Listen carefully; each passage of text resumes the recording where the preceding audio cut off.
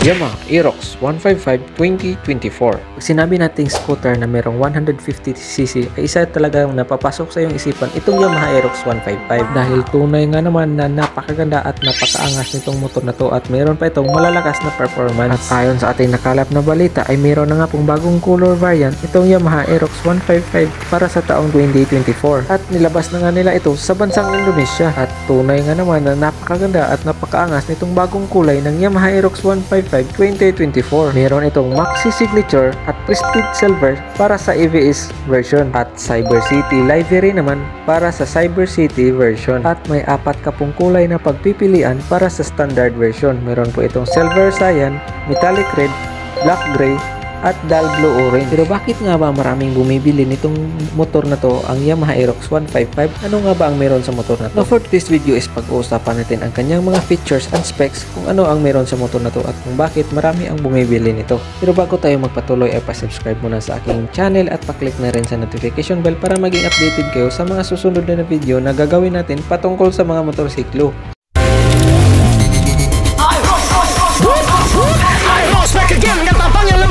Juara di kelas yang tampil sporty pasti bisa. Selalu tampil mencolok, pasti banyak yang inbox. Karena cuma Aerox yang bikin semua nengok. Let's ride, pakai Aerox. Sebetulnya untuk langsung the best, pakai Aerox. Let's ride, pakai Aerox. Gas tipis-tipis Aerox, kece abis. We are ready to rock, naik Aerox. Aerox paling bikin terus melaju. Be cool, be you, pakai Aerox. So ayun na nga, equip po ito ng Blue Core technology na kung saan na-optimize po niya ang combination ng fuel utilization, power output at eco-friendly emission. Naka-VVA engine na nga po ito at mayroong smart motor generator. Kasama na nga dito ang stop and start system na kung saan kung hihinto ka up to 5 seconds ay kusang mamamatay ang motor mo. Pag kailangan mo nang paandarin ang motor mo ay hindi mo na kailangan pindutin ang push start button dahil kung puga mo lang sa silinyador niya ay kusang aandarin ang motor mo. Mas maganda ito kung mayroon ka sa motor nito dahil mas nakakatipid ka sa iyong gasolin. Kung sa ilaw naman ang pag-uusapan ay hindi rin nagpapahuli itong Yamaha Aerox 155 dahil naka-LED na nga po yung kanyang headlight pati na rin ang kanyang taillight. Mayroon na nga po itong kasamang hazard lamp. Kung sa palakihan naman ng underseat compartment ay mayroon talaga itong Yamaha Aerox 155. Dahil sa sobrang laki ng kanyang underseat compartment ay pwede mo pa itong paglagyan ng mga tilapia o di ba may motor ka na, may aquarium ka pa, sana all ka na lang talaga. Sa kanyang fuel tank capacity naman ay malayo ka na talaga ng mararating sa isang full tank ng gasolin dahil kaya niyang magkarga ng 5.5 liters na gasolin po, di ba? Pwede na ito pang endurance dahil may kasama na rin siyang smart key system and electric power socket na kung saan pwede ka dito mag-charge kapag nalubat ang cellphone mo sa gitna ng biyahe.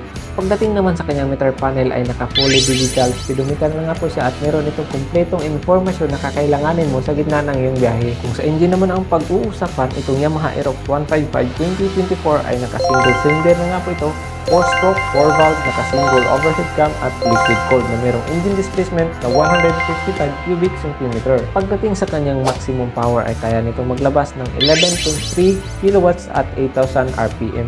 At sa kanyang maximum torque naman ay kaya rin itong maglabas ng 13.9 Nm at 6,500 RPM. Meron din itong kasamang compression ratio na 11.6:1 at bore stroke na 58mm by 58.7mm. Magiging komportable rin ang iyong biyahe o ang iyong endurance dahil ang kanyang suspension sa harap ay naka-telescopic na nga po at sa likod naman ay naka-dual shock na merong twin sub-tank suspension. Sa braking system naman niya as usual sa mga Aerox 155 na naka-disc brake sa harap at naka-drum brake naman sa likod. Kagandahan dito ay may pagpipilian ka na EBS version at standard version. Pero magiging panatag naman ang biyahe mo dito dahil napakasubok na itong mga braking system ng Yamaha Aerox 155 dahil naka-drum brake lang siya sa likod. Mas malapad rin po ang kanyang mga gulong mapaharap man at sa likod at mas lalong nagpapaangas dito at magiging sportier siyang tingnan at magiging komportable ang iyong biyahe lalo na sa mga curb section. Ang sukat ng kanyang gulong sa harap ay meron po itong 110/80/14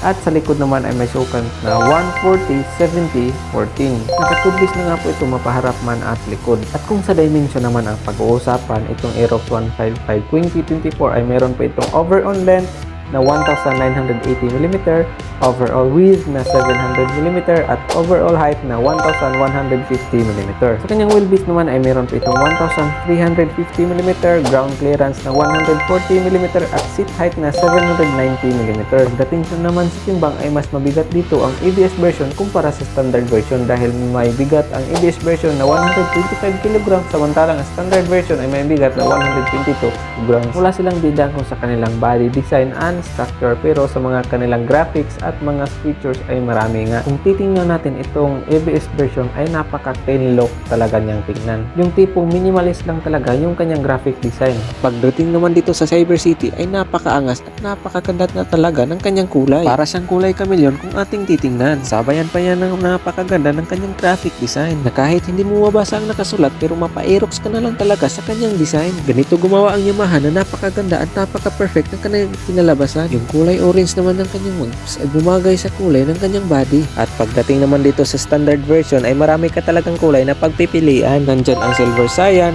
metallic red, black gray, tsaka dull blue orange. Dito naman sa standard version ay mas lalong lang pinaganda ang kanilang graphic design. At si silver cyan lamang ang merong cyan color sa kanyang mags. Base sa tatlong variant ay mas nagugustuhan ko yung standard version ng kanilang graphic design. Awit talaga na pagkagawa ni Yamaha to mga koys. Napaka-aerodynamic niya at napakaganda ito sa performance dahil malakas nga talaga ang engine ng Yamaha 155 mga koys. Napaka-sporty pa niya na imaneho kaya naman marami talaga ang nagkakagusto sa motor na to. Kaya naman kung balak mong bumili ng motor ay dito ka na sa Aerox 155 na to dahil check na magugustuhan to sa mga mata ng tao. Paalala ko lang sa inyo mga koys na hindi pala po ito available dito sa ating bansa dahil sa bansang Indonesia pa lang po ito nakita at naging available. Pero kung gusto mo talaga ng ganitong variant at ganitong design ng Aerox 155 ay simula ka na mag-ipon para pag naging available na to dito sa Pilipinas ay check makakabili ka agad. Kaya naman mga koys ay dito lamang tayo magtatapos sa ating video na to at kung bago ka pa lang sa ating YouTube channel ay huwag kalimutang mag-subscribe at mag-click sa notification bell para maging updated kayo sa mga susunod na video na gagawin natin patungkol sa mga motorsiklo.